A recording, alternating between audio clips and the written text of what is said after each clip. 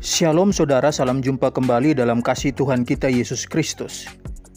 Dalam video sebelumnya sudah saya bahas dasar dari mereka yang menolak bahwa persembahan persepuluhan masih berlaku. Untuk itu, dalam video kali ini saya akan memaparkan argumentasi dari mereka yang setuju bahwa persembahan persepuluhan masih berlaku, yang bersifat membantah argumentasi dari mereka yang menganggap bahwa persembahan persepuluhan sudah tidak berlaku lagi. Tonton video ini sampai selesai agar paham.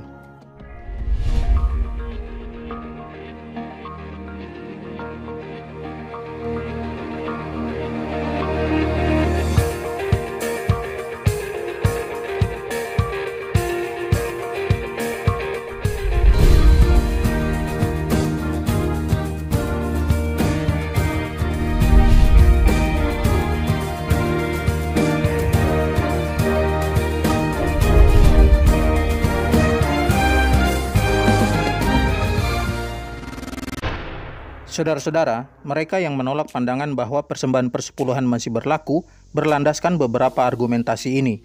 Yang pertama, hukum tentang persembahan persepuluhan hanya berlaku bagi bangsa Israel saja. Pertanyaannya sekarang adalah, apakah memang benar bahwa persembahan persepuluhan hanya berlaku bagi orang Israel saja? Saudara-saudara, persembahan persepuluhan itu termasuk dalam hukum Taurat. Sekarang perhatikan, apakah memang benar bahwa hukum Taurat hanya berlaku bagi orang Israel saja? Perhatikan ayat-ayat berikut ini. 2 Raja-Raja 5 ayat 17-18.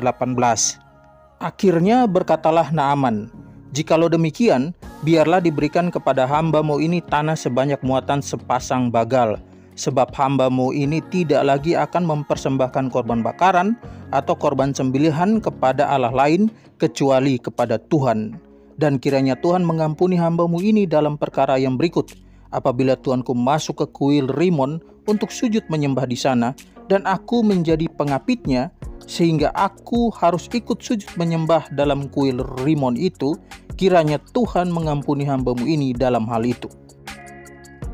Saudara perhatikan, Naaman yang ada dalam teks ini bukanlah orang Israel, melainkan orang Aram. Tapi dia tidak lagi akan mempersembahkan korban kepada Allah lain kecuali kepada Tuhan. Bukankah ini artinya Naaman sedang menuruti hukum Taurat mengenai larangan menyembah berhala? Dengan demikian, hukum Taurat pun berlaku pada orang non-Israel. Keluaran 12 ayat 19. 7 hari lamanya tidak boleh ada ragi dalam rumahmu. Sebab setiap orang yang makan sesuatu yang beragi, orang itu harus dilenyapkan dari antara jemaah Israel. Baik ia orang asing, baik ia orang asli. Saudara perhatikan, jika hukum Taurat hanya berlaku bagi orang Israel saja, maka mengapa larangan 7 hari tidak boleh ada ragi dalam rumahmu dan disertai hukuman akan dilenyapkan jika melanggar, berlaku juga bagi orang asing atau bukan Israel? Beberapa ayat berikut ini menjelaskan bahwa hukum Taurat juga berlaku bagi orang asing. Keluaran 12 ayat 49. Satu hukum saja akan berlaku untuk orang asli dan untuk orang asing yang menetap di tengah-tengah kamu. Keluaran 20 ayat 10. Tetapi hari ketujuh adalah hari Sabat Tuhan Allahmu. Maka jangan melakukan sesuatu pekerjaan. Engkau atau anakmu laki-laki, atau anakmu perempuan, atau hambamu laki-laki, atau hambamu perempuan, atau hewanmu, atau orang asing yang di tempat kediamanmu. Keluaran 23 ayat 12. 6 hari lamanya engkau melakukan pekerjaanmu, tetapi pada hari ketujuh haruslah engkau berhenti, supaya lembu dan keledaimu tidak bekerja, dan supaya anak budakmu perempuan dan orang asing melepaskan lelah. Dan masih banyak lagi ayat yang bicara tentang hukum Taurat yang berlaku bagi orang asing atau bukan Israel. Yang kedua, persepuluhan hanya berlaku bagi petani dan peternak, penghasil makanan saja. Karena memang dengan jelas dinyatakan bahwa persembahan persepuluhan itu hanya berupa hasil tanah dan ternak. Apakah memang benar hanya petani dan peternak yang harus memberi persepuluhan? Perhatikan ayat-ayat berikut ini. Bilangan pasal 18 ayat 25-28. Tuhan berfirman kepada Musa, "Lagi haruslah engkau berbicara kepada orang Lewi dan berkata kepada mereka, apabila kamu menerima dari pihak orang Israel persembahan persepuluhan yang kuberikan kepadamu dari pihak mereka sebagai milik pusakamu, maka haruslah kamu mempersembahkan sebagian daripadanya sebagai persembahan khusus kepada Tuhan, yakni persembahan persepuluhanmu dari persembahan persepuluhan itu. Dan persembahan itu akan diperhitungkan sebagai persembahan khususmu, sama seperti gandum dari tempat pengirikan dan sama seperti hasil dari tempat pemerasan anggur. Secara demikian, kamu pun harus mempersembahkan sebagai persembahan khusus kepada Tuhan sebagian dari segala persembahan persepuluhan yang kamu terima dari pihak orang Israel. Dan yang dipersembahkan daripadanya sebagai persembahan khusus kepada Tuhan haruslah kamu serahkan kepada Imam Harun. Nehemia 10 ayat 38. Seorang imam, anak Harun, akan menyertai orang-orang Lewi itu bila mereka memungut persembahan persepuluhan. Dan orang-orang Lewi itu akan membawa persembahan persepuluhan daripada persembahan persepuluhan itu ke rumah Allah kami, ke bilik-bilik rumah perbendaharaan. Saudara perhatikan, kedua ayat ini dengan jelas menginformasikan bahwa orang-orang Lewi juga memberi persembahan persepuluhan dari persembahan persepuluhan, padahal mereka bukan petani ataupun peternak. Jadi sebenarnya, mengapa banyak ayat yang bicara tentang persembahan persepuluhan itu menyebut hasil pertanian dan peternakan? Karena petani dan peternak adalah jenis pekerjaan yang dominan pada bangsa Israel saat itu. Jadi kedua pekerjaan ini hanyalah perwakilan atas pekerjaan lainnya.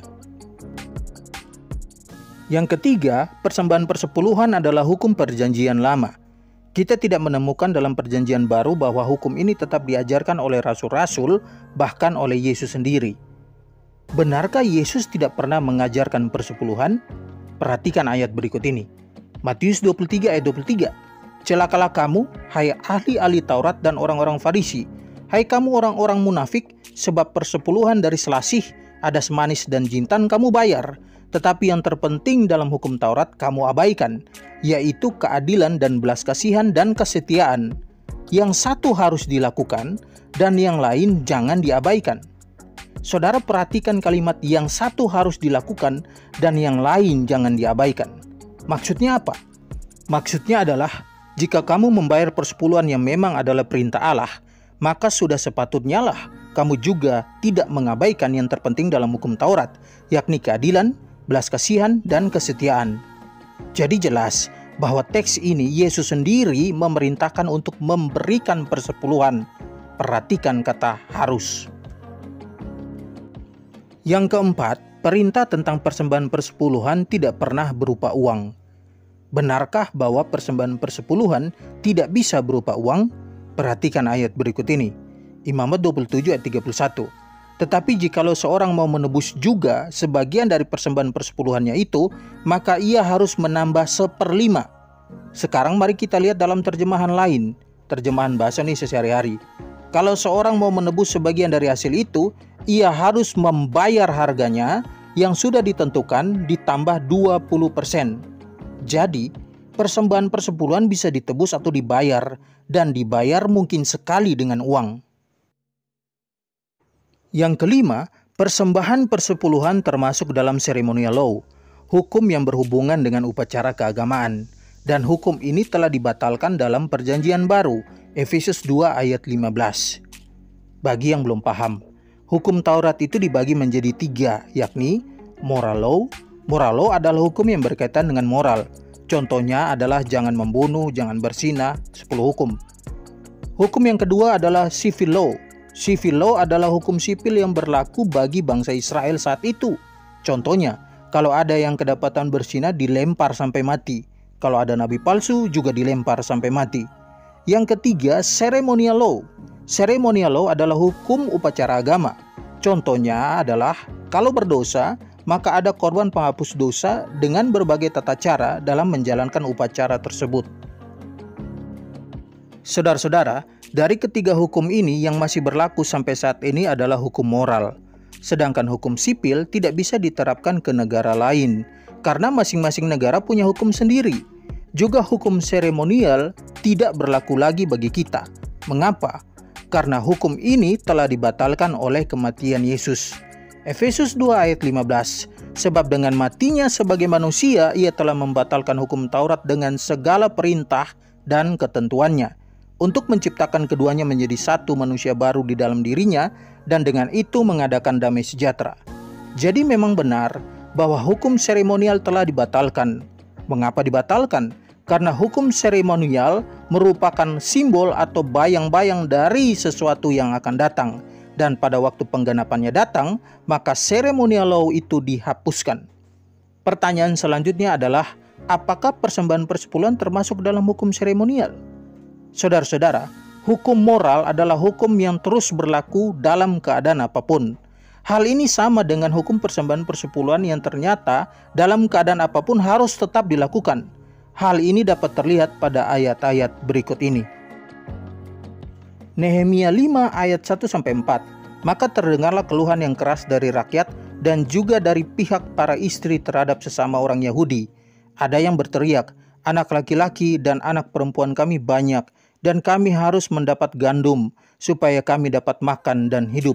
Dan ada yang berteriak, ladang dan kebun anggur dan rumah kami gadaikan untuk mendapat gandum pada waktu kelaparan. Juga ada yang berteriak, kami harus meminjam uang untuk membayar pajak yang dikenakan raja atas ladang dan kebun anggur kami. Jelas dalam teks ini bahwa mereka sedang dalam masa yang sangat sulit, tapi mereka tetap memberikan persembahan persepuluhan. Sekarang lihat ayat berikut. Nehemia 13 ayat 5, 10-12. Menyediakan sebuah bilik besar bagi Tobia itu. Sebelumnya orang membawa ke bilik itu korban sajian, kemenyan, perkakas-perkakas, dan persembahan persepuluhan daripada gandum, anggur, dan minyak yang menjadi hak orang-orang Lewi, para penyanyi dan para penunggu pintu gerbang, dan persembahan khusus bagi para imam. Juga kudapati bahwa sumbangan-sumbangan bagi orang-orang Lewi tidak pernah diberikan, sehingga orang-orang Lewi dan para penyanyi yang bertugas masing-masing lari ke ladangnya. Aku menyesali para penguasa, kataku, mengapa rumah Allah dibiarkan begitu saja? Lalu kukumpulkan orang-orang Lewi itu dan kukembalikan pada tempatnya. Maka seluruh orang Yehuda membawa lagi persembahan persepuluhan daripada gandum, anggur, dan minyak ke perbendaharaan. Teks-teks ini membuktikan bahwa persembahan persepuluhan tetap dijalankan meskipun ada dalam keadaan sulit.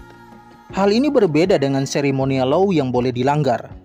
Hal ini terjadi pada kasus Daud dan pengikut-pengikutnya yang karena lapar akhirnya mereka makan roti sajian yang sebenarnya hanya untuk imam.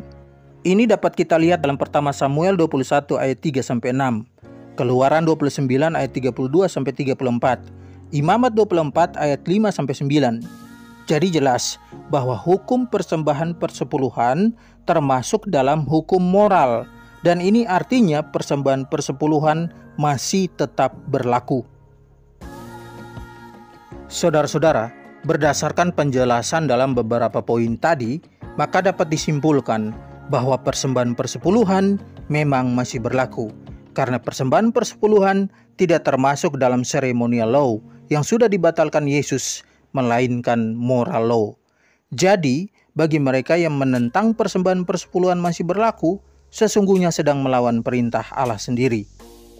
Nah, saudara-saudara, inilah argumentasi dari mereka yang setuju bahwa persembahan persepuluhan masih berlaku. Pada video sebelumnya, saya juga telah memaparkan argumentasi dari mereka yang tidak setuju persembahan persepuluhan masih berlaku. Supaya berimbang, sebaiknya saudara juga menonton video sebelumnya. Saudara-saudara, saya tidak tahu saudara ada di pihak yang setuju atau tidak setuju bahwa persembahan persepuluhan masih berlaku. Tapi, perbedaan tafsir semacam ini seharusnya tidak membuat kita dengan mudah mengatakan sesat kepada mereka yang kontra dengan pendapat kita. Karena pada dasarnya, dari pihak yang tidak setuju persembahan persepuluhan masih berlaku pun tidak sedang meniadakan persembahan lainnya juga atau melarang untuk memberi bagi pekerjaan Tuhan. Demikian video kali ini. Semoga mencerahkan saudara semua. Tuhan memberkati kita semua. Shalom.